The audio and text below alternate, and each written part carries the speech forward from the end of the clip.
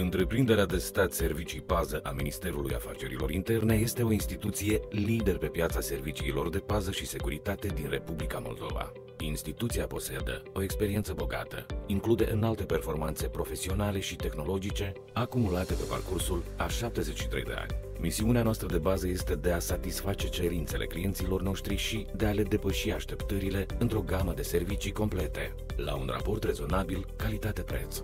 Calitatea serviciilor oferite, flexibilitatea, deschiderea spre comunicare, promptitudinea cu care răspundem la solicitări și tariful sunt garanții pentru o relație de lungă durată.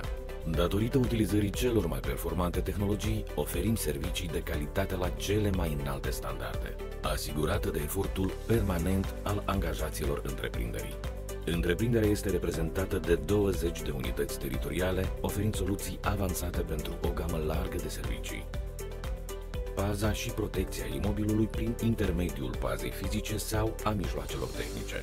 Sloganul nostru, securitatea dumneavoastră, este preocuparea noastră.